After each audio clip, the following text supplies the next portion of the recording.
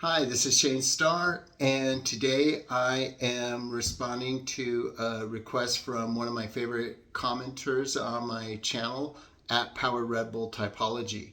It is a question about the link between biology and psychology. And here we go with the actual comment. What is your idea about linking the biological with the psychological? Is there a relation between functions and things like prenatal hormone levels? Could explain how types could look like each other. Do I believe this? Why or why not? Does this idea have validity? Is it commonly accepted? And then last but not least, is it moral, or is there a moral component to it? So this is a video that touches on a subject I've struggled with, and um, not to give away the conclusion at the beginning, but the reason such a question is even possible is because it is something that is contended on both sides. So I think what we're going to find, at least through my tiny exercise into this subject, is that you have a spectrum from white to black, and for right now, late 2024, I think we aren't going to find our way out of the gray area on this. But let's give it our best shot anyway. So, really, to me, the link between biology and psychology, let's start with the complete extreme on both sides. And this is just sort of like introverted thinking reasoning, not really going to any evidence yet. But if there was a 100% link with biology and psychology, then people with similar DNA would have similar personalities. In fact, people with very similar DNA would have very similar personalities. An example of this would be twins. Twins would have identical personalities. Now, in real life, do we find that? Sometimes, sometimes not. So I think the extreme that your psychology or personality type is solely an or a result of your DNA. And that's the common idea in socionics and MBTI and all these Jungian based typology systems. I think all of them will say that the personality type that you have is the one that you've always had and the one that you'll always have, and that's it. And you can grow into being a better person, but you're not going to really change who you are, change your personality. Um, I think if this was absolutely rock solid true, first of all, we wouldn't be here discussing it right now. Second of all, and let me back up. The reason we wouldn't be discussing it is because science would have already made a distinction and a conclusion on this issue. And I think, secondly, when we look at our experience in life with DNA, I think that there's definitely something there to it, but is it a one-to-one causal link? I would have to say no. Um, Moving further on this line, um, I think to link it 100% together, biology and psychology, I think it's a very materialist, I don't want to say anti-religious, but um, very empirical way to look at it. I think that if it's one to one, you're excluding change for any other idea. And again, this might feel odd to say or odd to hear, but think of ourselves as humans and all the things that matter to us most: what we love, what we hate, what we're afraid of, what we wish for. Um, all those things fall outside of the realm of science. I mean, I think we're most defined by our love and hate of things, and our desires. And even as rational beings, the choices we make are, we at least feel as if we are free to make those. Now, if the causal link is one-to-one with biology and psychology, choice is an illusion, freedom is an illusion, and there's no room for spiritual awakening, inspiration, change, all the things that make the movies that bring us to tears, popular. It's all based on an illusion or a lie. If biology is the pure mechanism that personality comes from, because it would mean that no change is possible. So I wouldn't be on that side.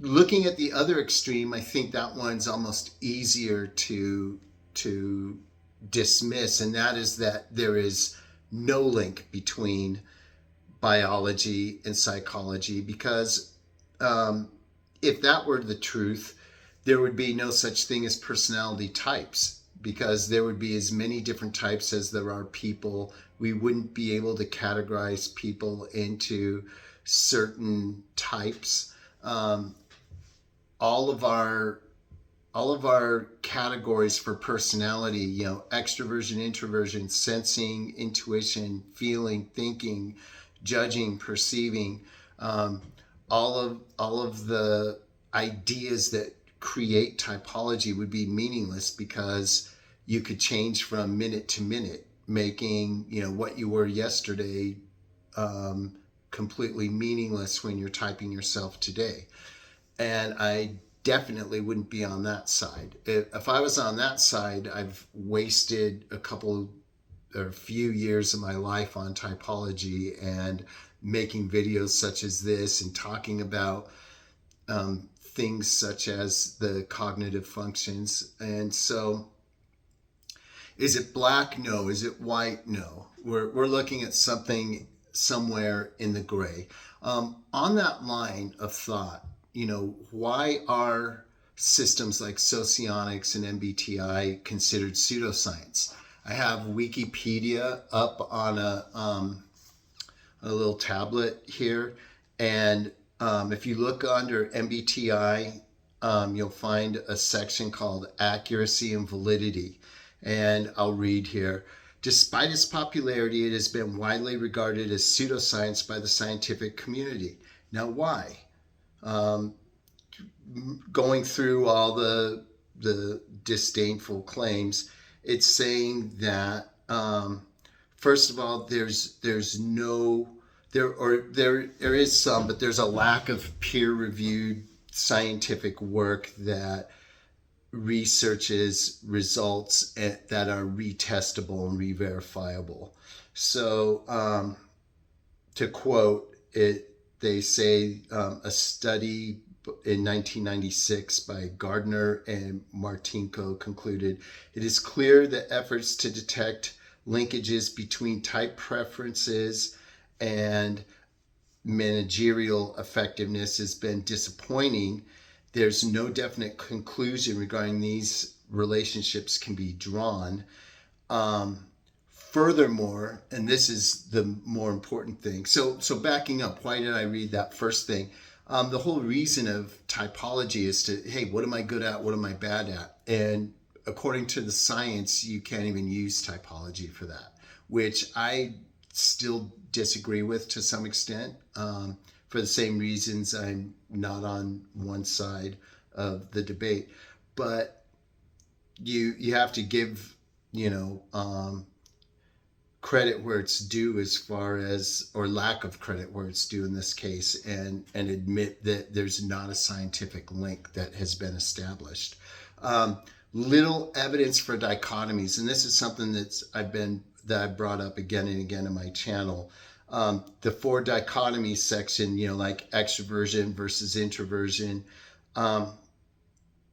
If this were true statistically, it would mean that scores on each MBTI scale would show a bimodal distribution, with most people scoring near the ends of the scale, thus dividing people into these psychological types. However, most studies have found that scores on individual scales were actually distributed in a centrally peaked manner, similar to a normal distribution, indicating that the majority of people were actually in the middle of the scale and neither clearly introverted nor extroverted. So most personality traits do show a normal distribution of scores with about 15% on either end, but most people are in the middle. And furthermore, there is a lack of bimodality, meaning someone with more feeling necessarily has less thinking and vice versa. Someone with more intuition has less sensing and vice versa. And again, this is something that I've made an argument for, from common sense. Furthermore, this article claims that there's little evidence for the dynamic stack type, meaning, if you have intuition on top, you have to have sensing on bottom. Feeling on top would mean thinking on bottom. They're saying no, it's not necessarily that way. Perhaps you have intuition on top, followed by sensing, then feeling, then thinking. Now that makes no sense to us as typologists. However, I'm just letting you know what the scientific peer-reviewed papers are saying. And they also bring up things, lack of validity, factor analysis, lack of reliability. If there was a strong biological link, none of these accusations against MBTI or socionics would be there. It would be disproven because the results would be repeatable. However, they are not. Therefore, these systems open themselves up to this claim. So I want to switch gears and look at another thing. This is an article, Is Personality Genetic? This is a new article by Kendra Cherry, Master of Science, reviewed by a PhD, doctor in psychology. And I'm not going to read it word by word, but they ask, about what are personality traits. It was believed in the past that traits changed very little over the course of a lifetime. However, recent longitudinal studies have revealed that traits are more nuanced than previously believed, and that some personality changes can and do occur over time. So I think it's clear that there's some sort of link, else we wouldn't even have types. And I think common sense tells us there's more to this than just pure guesswork rolling the dice. At the same time, it's not as conclusive as all of our experts would have us believe with regards to type is ingrained in your biology. It never changes over your whole life. So this sort of changes the question to not so much as it, the link between biology and psychology, but is, let's talk about genetics and the environment. And this is the famous nature or nurture question. And long story short, twin and adoption studies have indicated that personality is 30 to 60% heritable, meaning you get your personality from the biology, 30 to 60%, which basically means it's going to be about half and half. Okay, maybe as low as 30, maybe as high as 60, maybe more than half for some people. We think about, even from a spiritual point of view, like take the Bible and, the notion that people can and do change and miracles can happen. There's still such a thing as hereditary sin. And we see that play out in real life. Parents pass down traits like alcoholism to their children and other negative traits oftentimes. But again, not all the time. So it's just something to think about. Are people born with certain personality traits? Absolutely. Again, these temperaments are estimated between, now it says 20 to 60% genetic. And then, although these traits are inherited, um, they can change over time and due to significant life events. So the article does go on to say that when these changes occur, they tend to usually be subtle. Sometimes they're radical, but it usually involves someone very extroverted in their youth becoming more introverted as they age, or vice versa. These same studies have shown that people become more introverted the older they get. Now, what's funny is because I have a brother, and when we were smaller, I think I was a little more social than him. He was like very introverted. I still think I was introverted compared to most people, but not as much as him. And now I'm the one on my day off by myself speaking into my phone, and he's the one with thousands and thousands of Instagram friends and people he calls and hangs out with and does things with. From a pure social perspective, we totally flipped. Him even more, because he used to be so introverted and now he's very extroverted, and I can't account for that. It's really odd to me. So to summarize this article, it says consistent roles in life play a part in maintaining the stability of personality, but personality traits can change throughout life. It also changes somewhat with age as people develop stronger identities and become more emotionally stable. Okay, one more article before we wrap up. This one is by Medical Press. Can you change your personality? Psychological research says yes, by tweaking what you think and do. This right off the bat, this article says that the problem with typology systems today is that these approaches to understanding personality are problematic because they assume your traits are static. That is, you're stuck with the personality you're born with. But modern personality science studies find that traits can and do change over time. So next time you're sitting there with someone who you introduce typology to at work or something, and they say, oh yeah, I used to be an INTP, but now I'm an INTJ, before you just shake your head and go, okay, here we go again. Maybe there's more to that than we realize. Maybe there's more to that than we have given it credit for. I myself am guilty of looking at people, just shaking my head with disdain, thinking you might be intelligent, but in this field you're an idiot. Why? Because they say their personality has changed. Yet it's these amateurs, these 16 personality people, and people who aren't even into it, asking you on the street, do you think your personality can change? Yes or no? You're going to be hard pressed to find people who say, nope, whatever you are, the leopard doesn't change its spots. Not only does it seem to go against common sense, but moreover, it is kind of almost a negative view towards life and working hard and trying to develop things such as discipline and more mature personality traits. Now, I think to bring up a good counter argument, someone could say, hey, no one's saying that. We're just saying that whatever traits you improve on, you're still the same type. And, that's going to be like a chicken and the egg argument, because yes, you can be, say, an ESTP who becomes more mature and less of a jerk and more organized and less impulsive. But you're still an ESTP. And, I don't know, maybe they're right.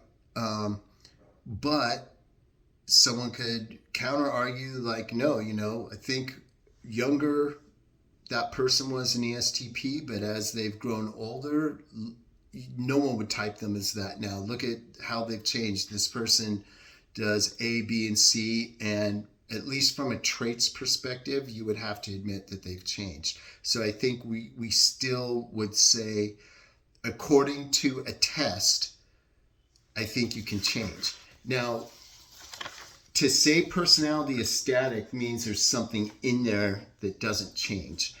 And then we're talking about the cognitive functions and whether they actually exist in a real scientific way. And I know researchers like Dario Nardi are doing important brain scan research on this count. And tomorrow we might find that yes, there is indeed a stronger link than we thought. But I want to come back to the original question about, is there a link or not? I think it's clear that there's not 100% link, and I think it's also clear that there's not a 0% link. I think everyone could agree on that. I don't think it's 100% etched in stone, and I don't think it's random zero either.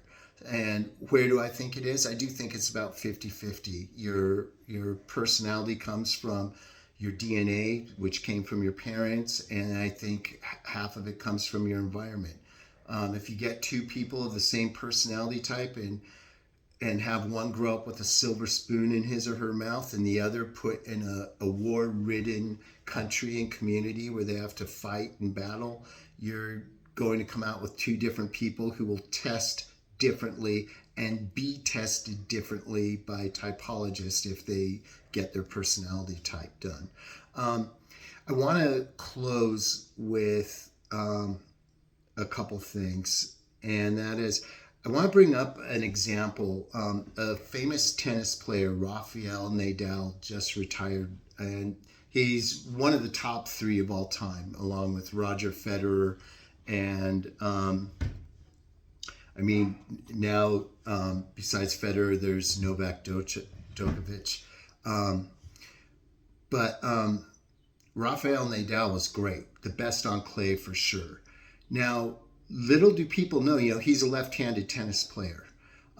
He's a natural right-handed person. He learned to be left-handed. Let that sink in for a second. Rafael Nadal, one of the best tennis players of all time, ever. He's left-handed in tennis, but he is a natural right-hander who learned at a very early age to play left-handed. So how much sense would it make when talking with him, say, well, you're not left-handed, you're right-handed? It's like, I guarantee if Rafael Nadal plays someone with his right and then plays the same person with his left, he's going to do better with his left. And so to me, for all intents and purposes and common sense, he's left-handed. I don't care what he was born with. To me, that's who he is. That's what he's doing. That's where he succeeded. That's what made him famous. I would say in the same way when someone tries to argue about a type and say, well, you're still this type, you just developed a little. The traits should be our truth, because that's what we see, that's what we can measure, that's what we can just categorize and figure out. Going back to, when I was a kid and something 25 years ago makes me who I am now, maybe sometimes, but I think no. So I think, to conclude, I would say maybe it isn't so much whether or not there's a correlation or connection between the body and mind, biological and psychological, but whether or not we're determined by these connections. And to the extent that we are not, that is where we are more morally responsible and morally responsible for our actions. And that answers that last little part about morality. If there was 100% correlation between biology and personality, there's no moral culpability, because you can't help what you did. You're like a storm. A tornado doesn't pick what house it wrecks. And if you're 100% determined by your biology, you simply can't help it. Now, maybe you do believe that. I personally don't. I think that people can change, sometimes for the better, thankfully, sometimes, unfortunately, for the worse. And I think whatever that percentage is, which science hasn't discovered yet, whether it's 50%, 72%, 38%, whatever it is, that space in which we are not predetermined, that's where we are morally responsible.